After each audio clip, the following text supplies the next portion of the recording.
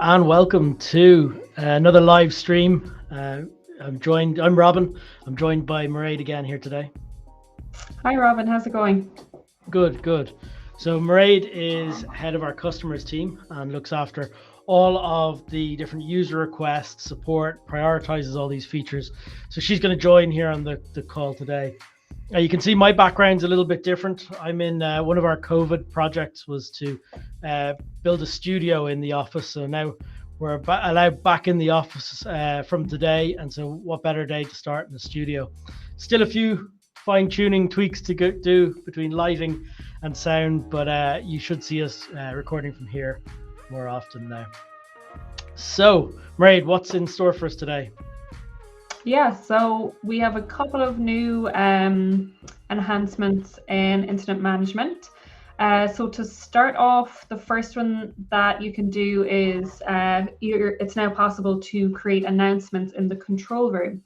So before you were only able to do them within a full channel, but now you can also do them in the control room. So that's really useful.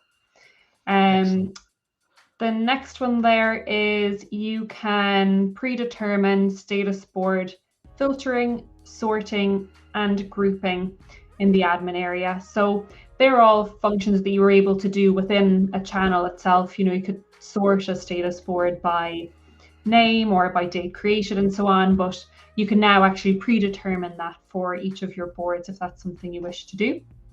Okay, excellent. Another big one we have is the option to set up your boards so that they always suggest adding items from collections. So, you know, if you go to create or add a new item to a status board, for example, previously it would always add a new blank item. But a lot of the time people had data preloaded into collections that was available there to be imported into the status board. But I think sometimes it got missed because the kind of go-to was to create a blank item, whereas now you can set it up so that it will always suggest for you to import that from collections if it is available.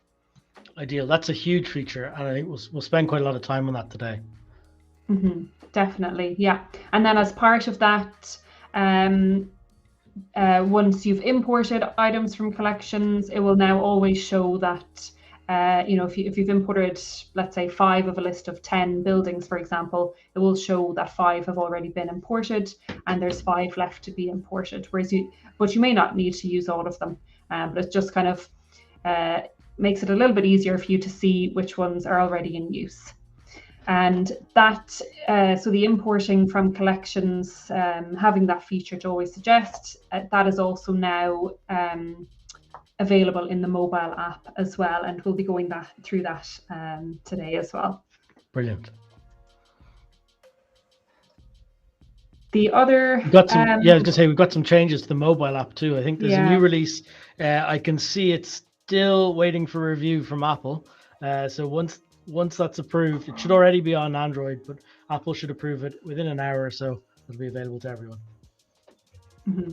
Yeah, exactly. So it's that last one there that Robin is up on screen, the long tap to show actions for items in a status board, and we'll be able to show that on the mobile app.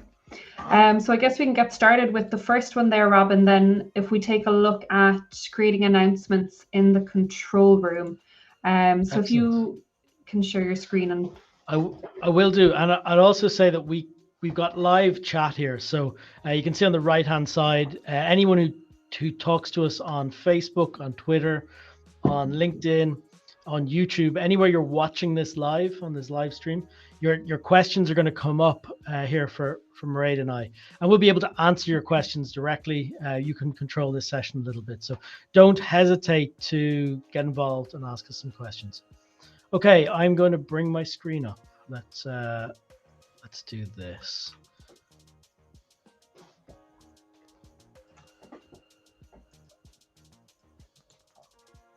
So, Mairéad, not everybody may be familiar with the control room. How do they get it? Yeah, so you can see up the top there on the right corner, the control room. So if you don't see that in your incident management account, just send us an email to support@d4h.org, and we can turn it on for you if you want to check it out and see if it's something that would be useful for you. Excellent. So I'll click in here now. Great. So the announcements can be made from the updates module, which on the left-hand side there. So this is your chronological log of the whole control room. Any updates relating to the control room itself would go in here. And like within a full channel, the way you can already create announcements in there, you can now do so in here as well. So I'm just going to do it from my side so that you can see it pop up on Excellent. screen. And then perhaps, Robin, you can show it as well, just to show what icon you click on. So I'll just make any one of those messages there.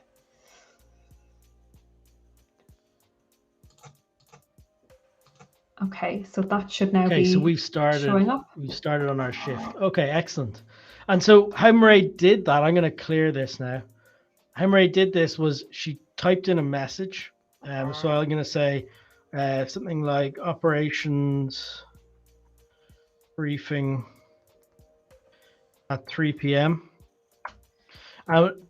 After anything I type in, I can press announce, just like in a channel. And that's going to notify that to everybody. Yeah. I understand that will also do a push notification on mobile and send an email of the same update to everybody too. So this is a kind of organization-wide announcement. Correct. So if it's a full channel, it goes to anyone that's invited to that incident. They'll get the email notification. But yeah, it's great that it's automatic. The email goes out, the push notification on the mobile. It's sent to everyone who has access, invited to an incident or within the control room. So it won't be missed. And then to clear the announcement, if the time is gone, you no longer need it appearing at the top there. It's just the X at the top. So once it's cleared from there, whoever does it, it clears it for everyone. Brilliant. Okay, that's a nice one. Yeah, so it's pretty straightforward. But no chat messages in yet, but we are here. If you would like to talk to us live, you can use the comments, ask any questions, or tell us what you think. So the next one is the predetermining of the status board filtering, sorting, and grouping, which is done from the admin area. So if you could open up the admin area there, please, Robin. I'll do that now. It's just loading.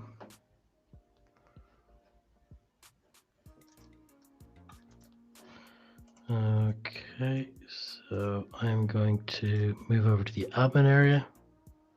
Great.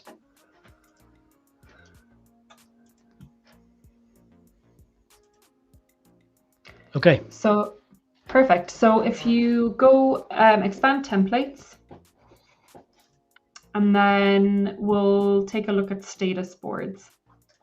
Why would somebody want to predetermine these things? So you can, for example, one of them is grouping. You can choose to predetermine the grouping of a status board. And you can do that based on certain fields that you have on the status board template, one of which could be status, for example. You could have a status field. So, if you had a shelters board, like Robin has just clicked into there, and you wanted to group the shelters based on their status, whether they're open, closed, reach capacity, whatever it is that you have within your status field, you may want to predetermine that so that whenever you go to that shelter status board in an incident, you know that they will already be grouped by their status. So it'll be very easy for you to see, at a glance, which ones are open or closed and so on.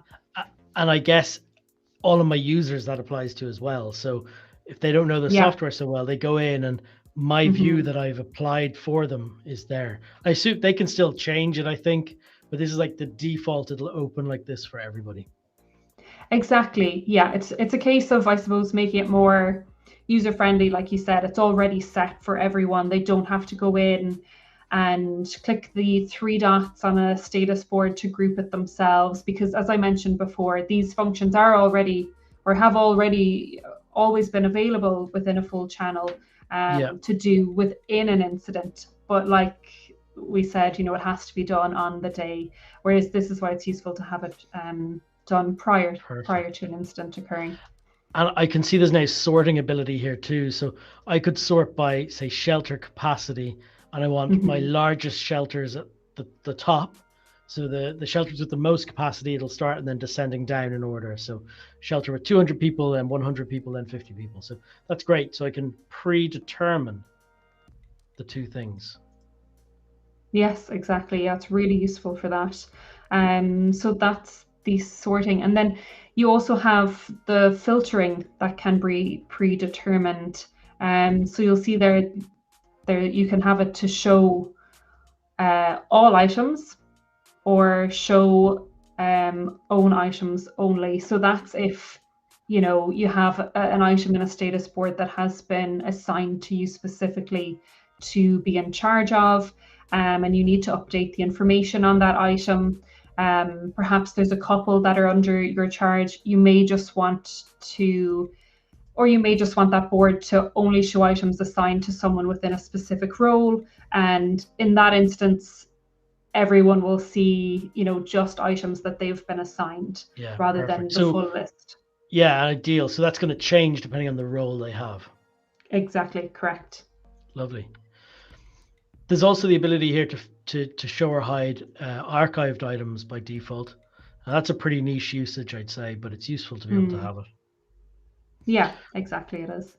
So I've set up this default, Mairéad, as sort by shelter capacity descending, group by status, and show all items, because we don't have relationships set up on this status board yet. But I save. So I think later on, when we come back to this after the next feature, we'll create a new channel and see how this has affected things. Great. So we can take a look at the next feature now, and we'll show this one, as Robin said, in a moment. But the next one is that you can always suggest adding items from collections. So again, you'll see it's this new, the new thing that appears at the top there. So you can, if you check the radio button next to suggest from collection.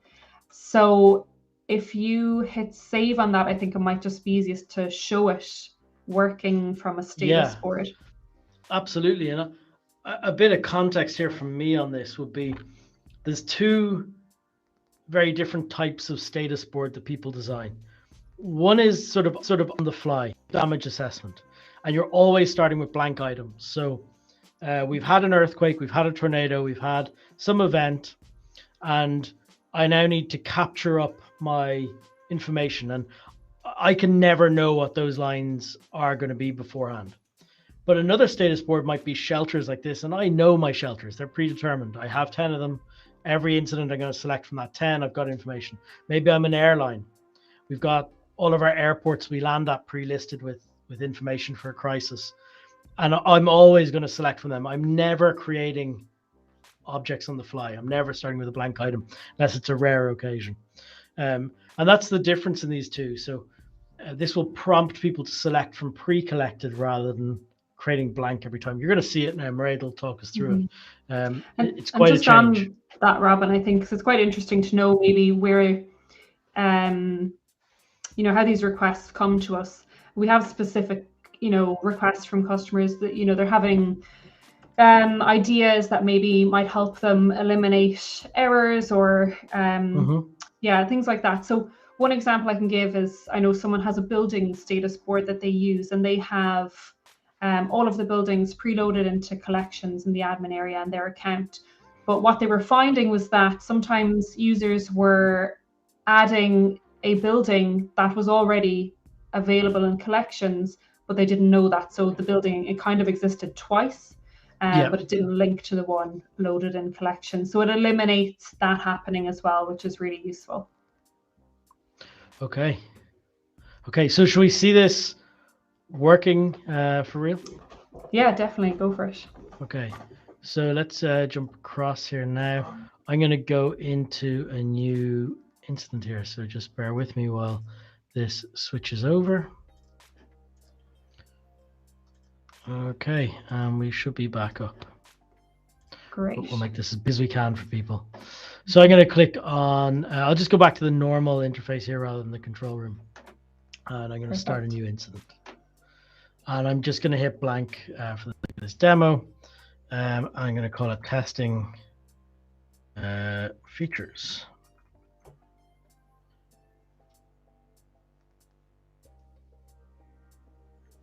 So I think it was the shelters board we were working with. So I'll scroll down here to shelters. And let's see what we have. So the first thing is we should expect the sorting and grouping to have been pre-done. So when I add something, I expect that to be the case. So when I hit add, I didn't save it, did I? That's always the way. I know, it always happens. Yeah. Okay, we're going to try this again. I've saved it in the background. Okay. This is the fun of doing it live. Okay, yeah, exactly. So press add. Okay, this time. There we go. So I've just pressed add, and you can see it's prompting me to add an item from my collections. Now, like we said, there might be the rare occasion you want to do something on the fly, so you've got this add blank option still. You can still do that. But by default, we're prompting. So I'm going to cancel there just to show that again. I'm going to press add, and now it's prompting me to do that.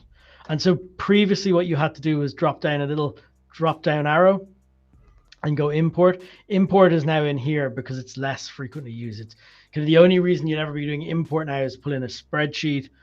Because if you've got collections data, chances are you're going to be auto suggesting it. So press add, and I can select the shelters. You okay if I press import? Yeah, go for it. Okay. So I've hit that and my grouping and everything didn't save. Oh, it does. It's grouped by status. We're good. Yes. So if you now, could you open one of those shelters, Mairéad? Just one of them. And we should see the open shelter jump into its own group. Let's go into it here now.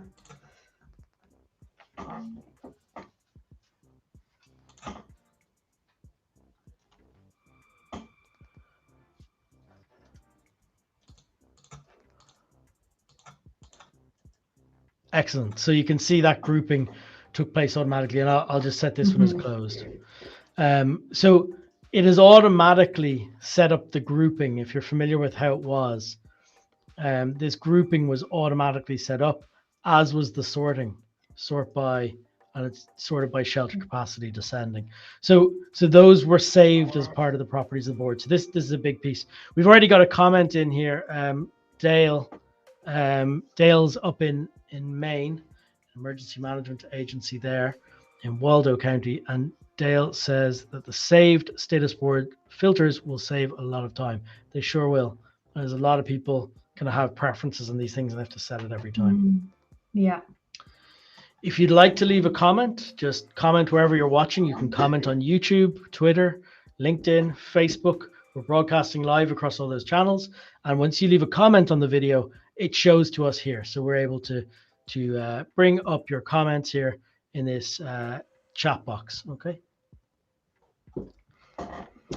And Robin, sorry, just to point out again, just to make it very clear that it is possible to group by a different field if you need to in an incident. Yes, it's already predetermined, but you can change it as you would have before. Perfect. So there's by shelter capacity. Okay, this is telling a nice story to outline through these features. I think our next feature is already imported collections shown. Yes. So if you were to click on that add button again, Robin, this time it will now show you that certain items have already been imported. So, again, there won't be the case where you'll have two of the same thing. It eliminates that happening. So it's really, really clear. That's brilliant. Okay. So I'll just hit add blank so people can see if I do this way. So yeah, we should mention here that the search is really good here as well. So it's going to filter down very quickly. So if you had a list of airports, list of properties, list of facilities, a set of tasks, you're going to get that very, very easily. And this import interface is updated everywhere. So it doesn't matter if it's a status board or a task list. You've got a much nicer to use import interface here now, and the same thing, you can always push these things to suggest. It's common across all of them. Yeah, exactly.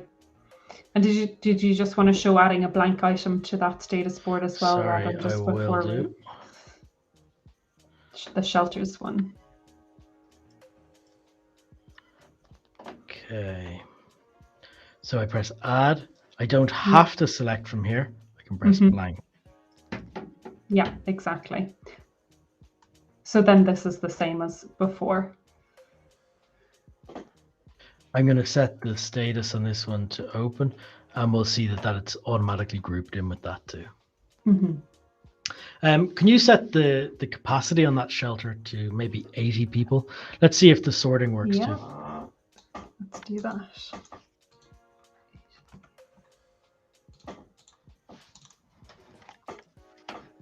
Yeah. Yep, there it is. So it's sorted it as well. Excellent. Okay, what's next? Great. So did you want to show this working in the mobile app now? Perhaps absolutely. While we're still on this. That is what I've got open here on my screen. Sorry if you saw me looking down. I'm just setting that up here. Ideal. Okay. So this always just takes a second. Let me. We share the live phone app, and the phone, it automatically locks and encrypts when I look away from it. So that is, I'm just opening it up here. You watch our biometric authentication session. Stream. Okay. So I just have to reconnect it.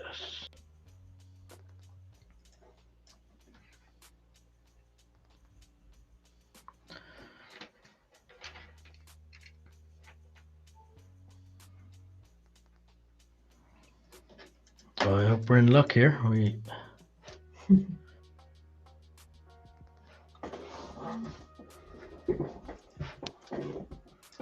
So I guess the really cool thing about it now being available in the mobile app is that, I mean, in the web, you were always able to import from collections. It just, I suppose, wasn't as obvious in certain scenarios, but in the mobile app, you were never able to import from collections.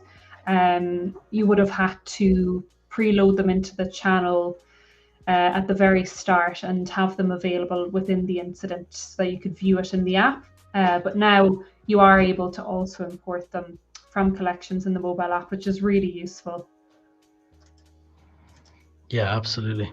I don't know if this is going to work. It was playing around earlier today. I can't seem to get the mobile app to come up. It's not our app. It's my screen sharing won't work. So we may have to leave that today. But I will talk through it just to give people a sense of the idea.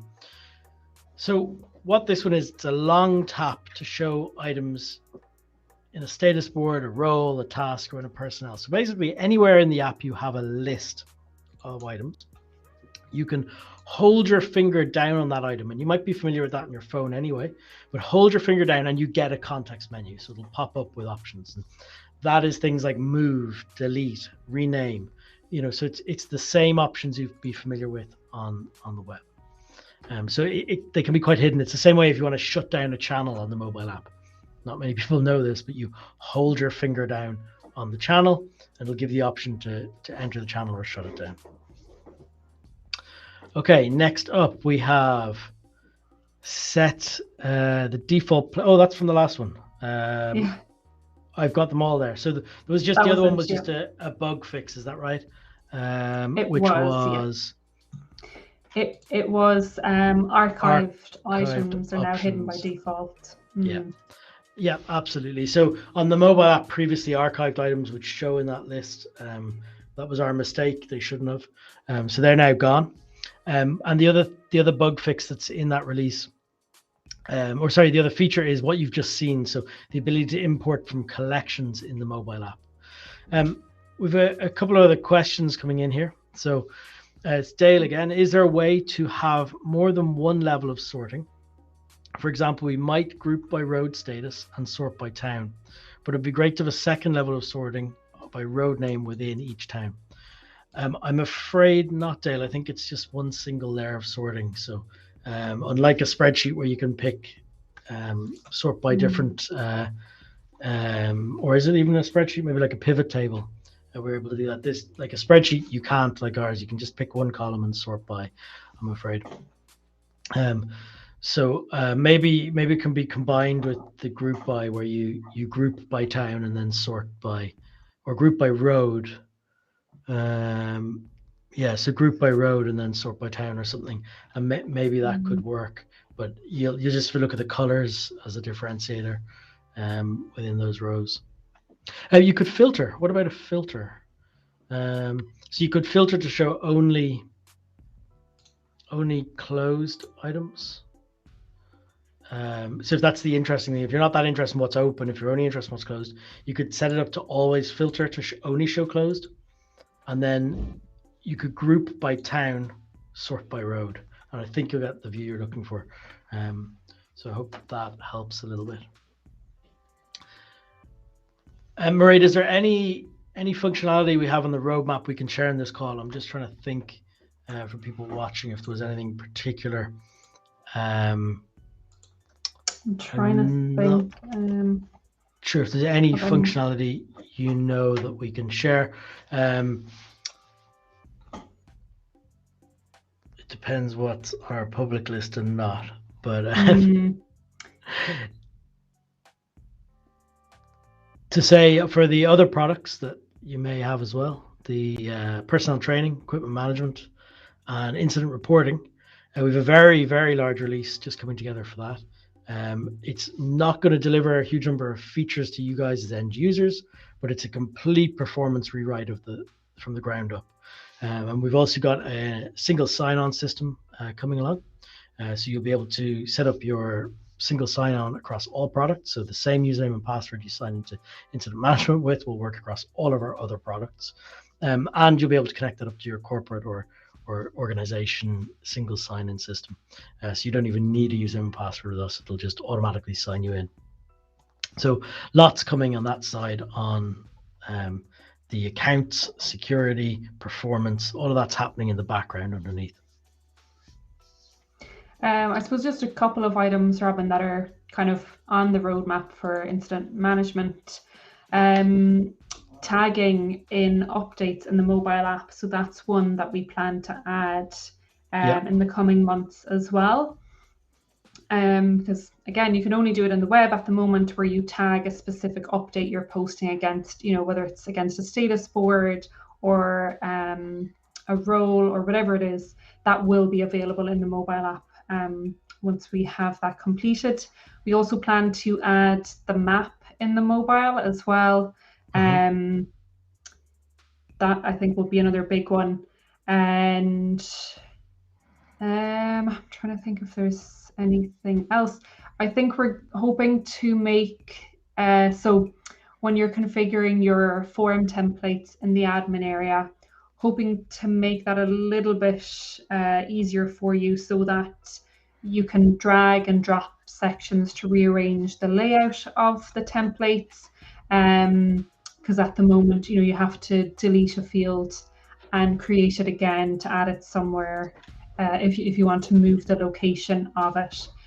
So they're kind of, planned for a couple of months down the line, and as well as lots of other bits and pieces. Ideal. Perfect. Thank you for that. Thank you for joining today again. And I hope everyone watching enjoyed it. You'll be able to watch us back on wherever you've watched it, maybe watched it live. But typically our YouTube channel is the center of everything. So thanks again, Mairéad. Thanks, Robin. Talk to you soon. Bye.